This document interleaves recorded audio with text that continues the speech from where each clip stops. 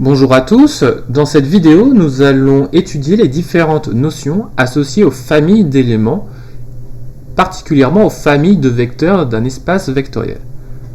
Tout d'abord, qu'est-ce qu'une famille d'éléments?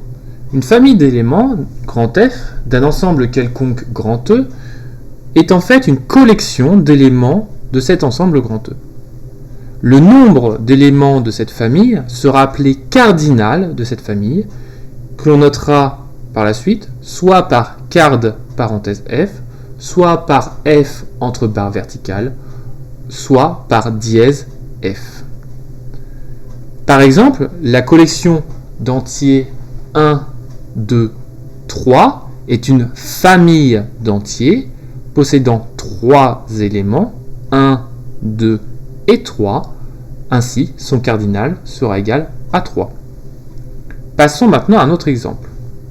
Si nous considérons ici E comme étant le R espace vectoriel R2, nous allons poser deux vecteurs V1 comme étant égal au vecteur 1, 0 et au vecteur V2 correspondant au vecteur 1, moins 1. Dans ce cas, la famille composée simplement par le vecteur V1 est une famille de vecteurs de E possédant qu'un seul vecteur et donc son cardinal sera égal à 1. Cependant, si nous considérons la famille V1, V2, cette fois-ci cette famille de vecteurs possède deux éléments et donc son cardinal sera égal à 2. Par la suite, nous considérons que E est un K espace vectoriel avec K étant soit l'ensemble des réels grand R, soit l'ensemble des complexes grand C. Ces familles de vecteurs vont nous permettre de les relier à d'autres notions d'espace vectoriel grâce à ce qu'on appelle des combinaisons linéaires. Si nous considérons une certaine famille de vecteurs, grand F, composée par les vecteurs E1, E2, En, de grand E, une combinaison linéaire de cette famille sera un élément U de grand E qui s'écrit sous la forme lambda 1 E1 plus lambda 2 E2 plus lambda 3 E3, etc., etc., plus lambda NEN avec lambda 1, lambda 2, lambda 3, lambda N, tous étant des scalaires, c'est-à-dire des éléments de grand K. Remarquons que si notre famille possède N éléments, comme ici noté en bleu, nous allons avoir le choix de prendre N scalaires quelconque de K, pouvant être égal à 1, puis 0, puis moins 1, etc., etc. Par exemple, si nous reprenons la famille de vecteurs de R2 vue précédemment comme étant composée des vecteurs 1, 0 et 1, moins 1, nous pouvons remarquer que le vecteur 2, 1 peut s'écrire comme combinaison linéaire de cette famille. En effet, 2, 1 va être égal à 3 fois 1, 0 plus moins 1 fois 1, moins 1. Ici, le vecteur E1 correspond au vecteur 1, 0, le vecteur E2 au vecteur 1, moins 1, et les scalaires lambda 1, lambda 2, respectivement, au réel 3 et moins 1.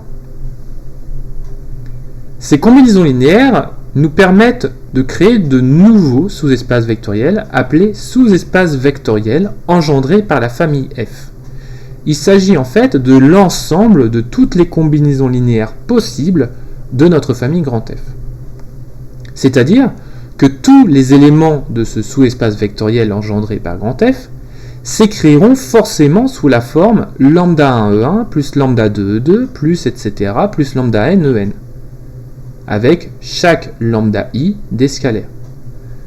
On notera ce sous-espace vectoriel engendré par F par vect, parenthèse F, vect faisant référence à espace vectoriel.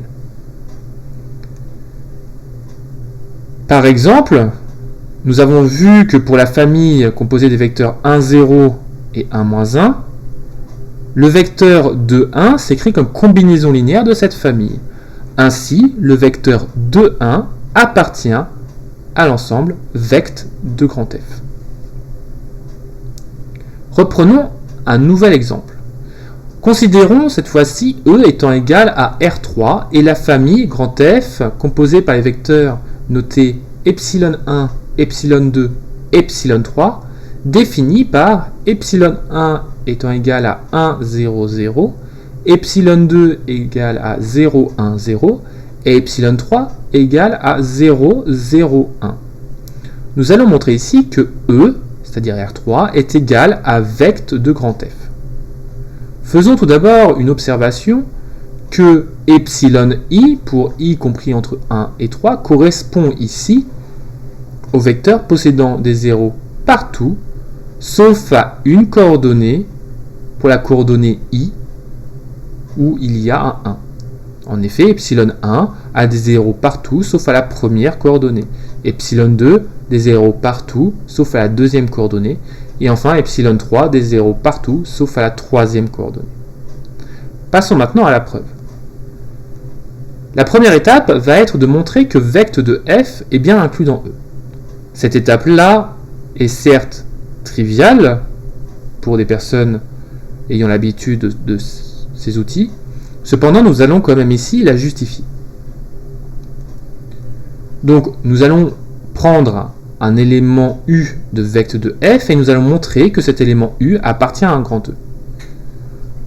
Pour cela, nous allons tout simplement utiliser la définition de vect de grand F qui dit qu'il existe des réels A, B et C tels que U soit égal à A epsilon 1 plus B epsilon 2 plus C epsilon 3. Nous réécrivons cela grâce à la définition des vecteurs epsilon 1, epsilon 2, epsilon 3 donnés au-dessus de cette slide, nous permettant ainsi de réécrire cette somme de différentes façons, étant donné que par exemple A fois 1, 0, 0 correspond au vecteur A, 0, 0, puis finalement U devrait être égal à A, B, C. Nous avons donc montré qu'un élément U de vect de f est bien un vecteur de R3. Et finalement, vect de f est inclus dans E, étant donné que la propriété que U appartient à E est vraie pour tout élément U de vect de grand F. Maintenant, nous devons montrer le sens inverse. La deuxième étape correspondra ainsi à montrer que E est inclus dans vect de grand F, chose qui est beaucoup moins évidente. Pour cela, nous allons faire le raisonnement similaire à la première étape. Ainsi, nous allons prendre U, dont les coordonnées seront égales à x, y et z, appartenant à grand E. Nous allons vouloir montrer que U appartient à un vecteur de grand F. Ainsi, on va devoir chercher des réels A, B et C tels que U soit égal à A epsilon 1 plus B epsilon 2 plus C epsilon 3. Dans la première étape, A, B, C étaient des paramètres qu'on ne pouvait pas fixer, qu'on ne pouvait pas choisir. Ici, A, B et C sont des inconnus que nous devons déterminer en fonction des différents paramètres de notre problème, et nos paramètres actuellement sont tout simplement les coordonnées de U, c'est-à-dire x, y et z. Finalement, nous devons chercher les réels A, B et C en fonction des coordonnées x, y et z, telles que U soit égal à A epsilon 1 plus B epsilon 2 plus C epsilon 3.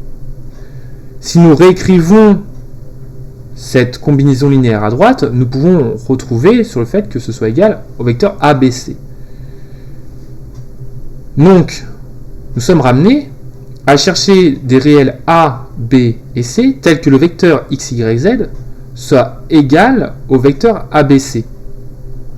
Et cela revient au fait que x soit égal à A, y soit égal à B et z soit égal à C. Finalement, tout vecteur de R3 s'écrit comme combinaison linéaire de f.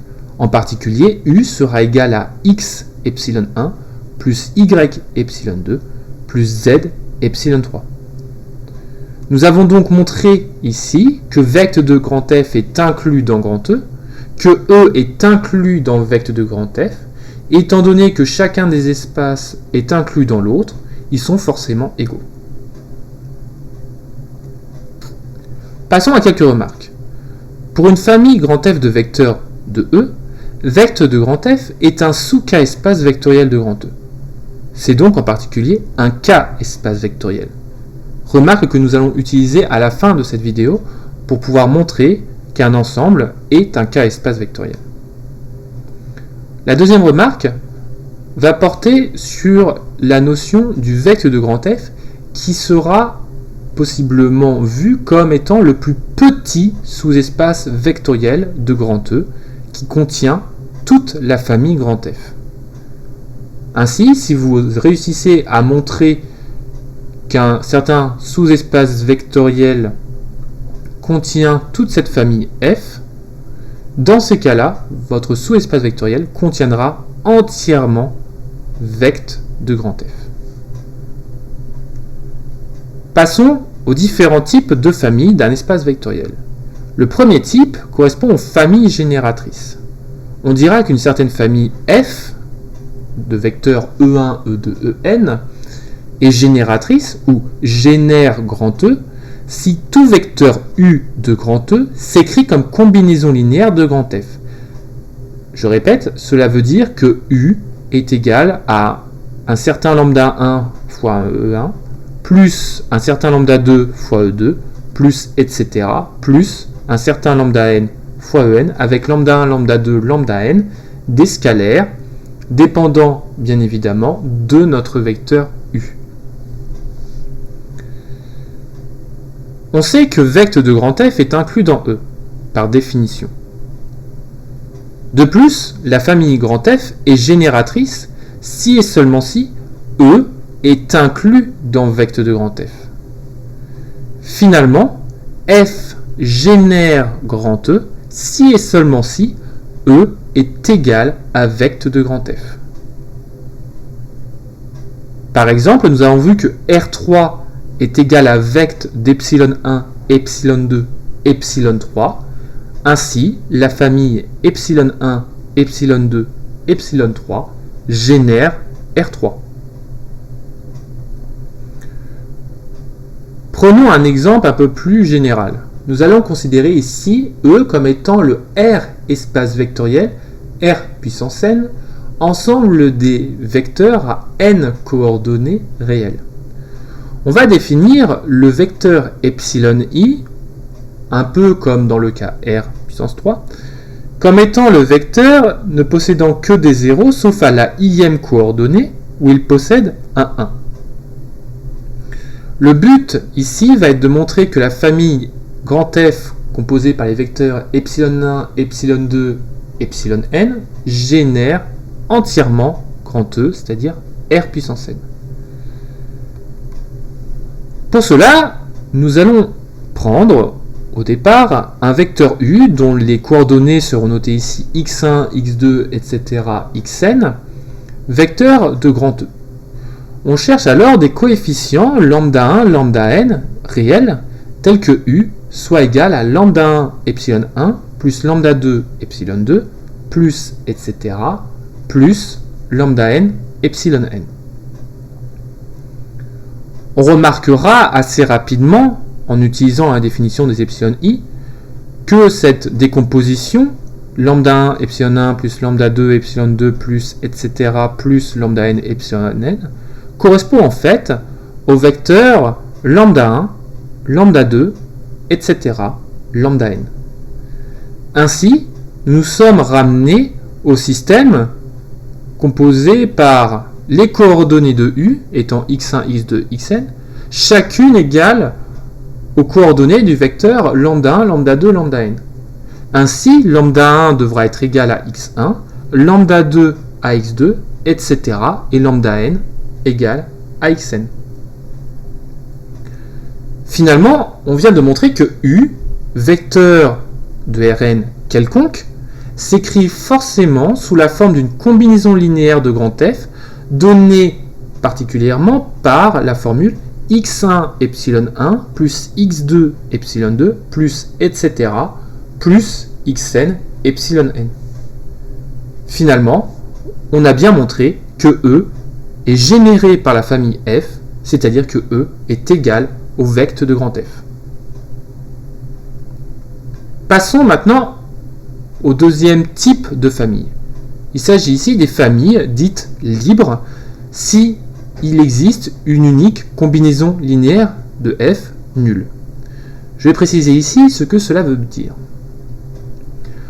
Donc on dit qu'une famille est libre si on a une combinaison lambda 1 et E1 plus lambda 2 E2 plus lambda n En égale 0, alors forcément chacun des coefficients lambda 1, lambda 2, etc. lambda n sont forcément nuls. Faisons une remarque. Supposons que U, un vecteur de grand E, puisse s'écrire sous forme d'une combinaison linéaire de notre famille grand F. Et supposons qu'on ait deux écritures possibles. C'est-à-dire que U s'écrit comme la lambda 1 E1 plus lambda 2 E2 plus etc. plus lambda n En, mais aussi sous une autre écriture de combinaison linéaire qu'on va écrire ici lambda prime 1 E1 plus lambda prime 2 E2 plus etc. plus lambda prime n En.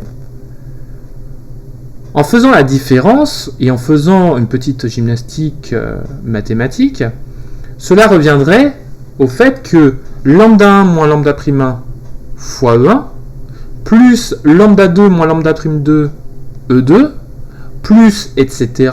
plus lambda n moins lambda prime n En égale à 0. Finalement, la famille F est libre si et seulement si chacun des lambda i est égal au coefficient lambda prime i. Et donc finalement, une famille F est libre si et seulement si toute combinaison linéaire admet une écriture unique. Si on obtient une deuxième écriture, une deuxième décomposition sous forme de combinaison linéaire, dans ces cas-là, notre famille ne sera pas libre. Faisons un premier exemple. Reprenons notre famille composée par les vecteurs 1, 0 et 1, moins 1 de R2. Montrons qu'elle est libre. On considère donc deux réels A et B formant une combinaison linéaire nulle, c'est-à-dire que 0, le vecteur nul, est égal à A fois 1, 0 plus B fois 1, moins 1. Nous allons réécrire ici le vecteur de droite comme étant le vecteur A plus B, virgule, moins B. Ainsi, nous nous sommes ramenés à résoudre un système linéaire donné par 0 égale à A plus B et 0 égale à moins B, dont les solutions sont vérifiables très rapidement étant égales à 0. Ainsi, on a montré que F est bien libre. Prenons comme deuxième exemple nos fameux vecteurs epsilon 1, epsilon 2, epsilon n formant une certaine famille grand F de Rn. Et montrons que cette famille est libre. Pour cela, nous allons utiliser des réels lambda 1, lambda 2, lambda n, tels que lambda 1, epsilon 1, plus lambda 2, epsilon 2, plus etc., plus lambda n, epsilon n, est égal à 0. On a déjà fait la remarque que cette fameuse combinaison linéaire, écrite à gauche, est égale au vecteur lambda 1, lambda 2, etc., lambda n. Ainsi, notre égalité donnée par lambda 1, epsilon 1, plus lambda 2, epsilon 2, plus, etc., plus lambda n, epsilon n égale 0, revient à dire que lambda 1 est nul, lambda 2 est nul, etc., lambda n est nul. Et donc, F est une famille libre. Passons maintenant à l'inverse d'une famille libre. Si une famille n'est pas libre, on dira qu'elle est liée. Par exemple, considérons cette famille de R3, grand F, dont les éléments seront notés E1, E2, E3, avec E1 étant le vecteur 1, 0, 1, E2 le vecteur 0, 1, 0, et E3 étant le vecteur 1, moins 1, 1. On remarque que moins 1 fois E1 plus 1 fois E2 plus 1 fois E3 est égal au vecteur nul. Ainsi, nous avons trouvé une combinaison linéaire non triviale, c'est-à-dire dont chacun des scalaires lambda i n'est pas nul. Ici, nos scalaires sont respectivement égaux à moins 1, 1 et 1, tel que cette combinaison linéaire soit nulle. Ainsi, nous avons deux écritures possibles sous forme de combinaison linéaire de f du vecteur nul. Cela veut exactement dire que notre famille n'est pas libre, et donc elle est liée. Passons maintenant à la combinaison d'une famille libre et d'une famille génératrice qui crée la notion de base d'un ensemble E, espace vectoriel quelconque. Par exemple, on a vu que la famille epsilon1, epsilon2, epsilon-n était une famille libre et génératrice de Rn, c'est une base de Rn. On l'appelle couramment base canonique de Rn. Nous avons un théorème que nous allons admettre qui dit que toutes les bases d'un même espace vectoriel grand E ont le même cardinal. Ce cardinal, on l'appelle dimension de E et on le note dim de E. Par exemple, par la remarque qu'on a faite juste au-dessus avec la base canonique, nous savons que la famille epsilon1, epsilon2, etc., epsilon-n est une base de Rn. Ainsi, la dimension de Rn est égale au cardinal de notre famille epsilon1, epsilon2, epsilon-n, c'est-à-dire n.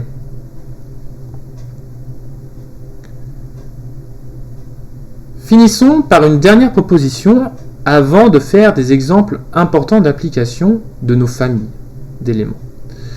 Cette proposition va relier justement le cardinal d'une famille avec les différentes possibilités d'état de cette famille. Si nous considérons que notre espace vectoriel est de dimension petite n, et que nous considérons une famille possédant exactement le même nombre de vecteurs de E que la dimension de E, c'est-à-dire petit n vecteurs. Dans ce cas, cette famille sera génératrice si et seulement si elle est libre, si et seulement si c'est une base. Dans ce cas précis, nous n'avons pas besoin de montrer qu'une famille est libre et génératrice pour montrer que c'est une base, si nous connaissons la dimension de notre espace vectoriel grand E. Il nous suffit de savoir si la dimension de notre espace est égale au cardinal de notre famille et de vérifier soit qu'elle est génératrice, soit qu'elle est libre. Une fois que nous avons démontré cette chose, nous aurons directement que c'est une base. Par exemple, reprenons le cas de R2 avec la famille 1, 0 et 1, 1. Par la slide précédente, nous savons que R2 est un R espace vectoriel de dimension 2 grâce à la base canonique 1, 0, 0, 1. La famille 1, 0 et 1, 1 est de cardinal 2. Grâce à la proposition juste au-dessus, nous savons qu'il est possible que cette famille soit une base de R2. Pour le montrer, il suffit de vérifier si elle est génératrice ou libre. Redémontrons que cette famille est libre. Pour cela, nous considérons deux réels, A et B, tels que A fois 1, 0 plus B fois 1, 1 est nul. Cela revient au système A plus B égale 0 et moins B égale 0, ou encore à A égale B égale 0. Finalement, la famille 1, 0, 1, 1 est libre, et son cardinal est égal à la dimension de R2, c'est donc une base de R2. Faisons maintenant quelques exemples d'application de ces familles pour démontrer qu'un espace est un sous-espace vectoriel de R3 ici.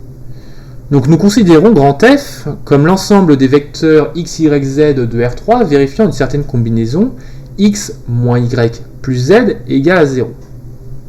Ici, nous allons montrer rapidement que f est un R espace vectoriel et aussi nous allons calculer sa dimension.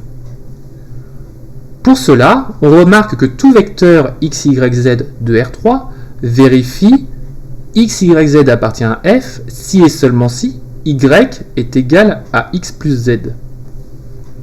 Cela peut se réécrire comme le fait que le vecteur x, y, z doit être égal au vecteur x, x plus z, z. Il suffit tout simplement de réinjecter notre égalité y égale x plus z dans notre vecteur. Puis, en séparant tout ce qui dépend de x d'un côté et tout ce qui dépend de z de l'autre, nous pouvons écrire ce vecteur comme cette combinaison linéaire x fois le vecteur 1, 1, 0 plus z fois le vecteur 0, 1, 1. Ainsi, si on pose les vecteurs v 1, 1, 0 et w 0, 1, 1, on a montré que x, y, z appartient à f si et seulement si x, y, z est égal à x, v plus z, w. Ce qui revient là encore à dire que f est égal au vecte de v, w.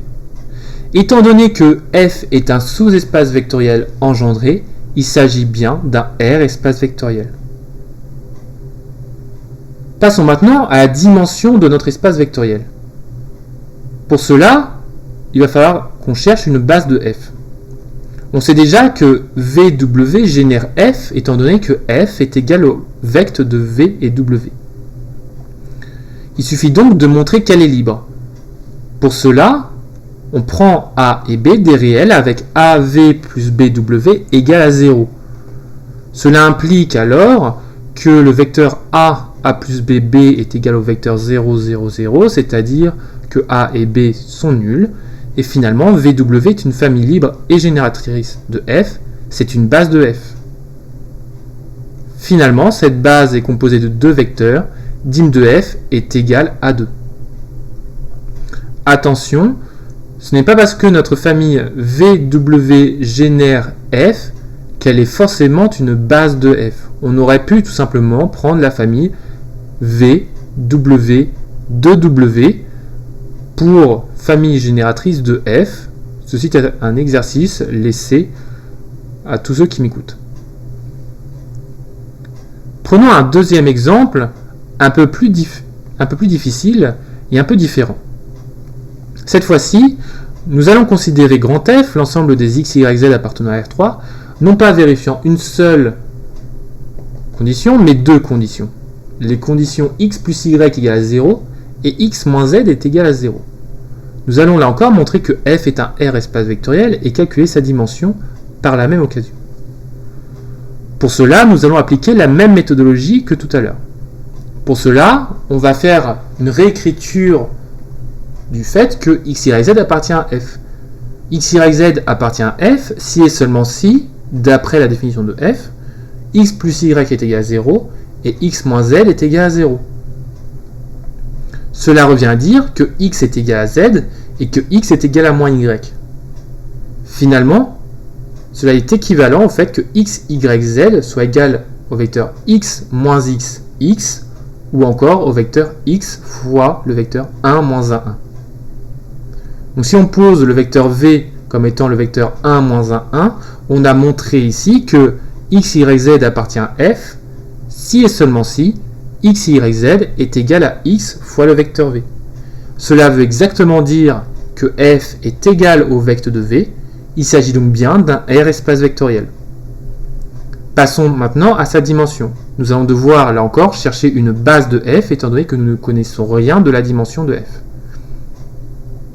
Pour cela, on sait déjà que la famille composée que du vecteur v génère f. Montrons alors qu'elle est libre. Pour cela, on prend un réel a avec a fois v égale au vecteur nul. Cela revient au fait que a moins a est égal au vecteur nul, c'est-à-dire a est nul. Finalement, la famille composée uniquement par le vecteur v est une famille libre et génératrice de f, c'est une base de f. On a finalement montré que f admet une base composée d'un seul vecteur, et finalement, f est de dimension 1.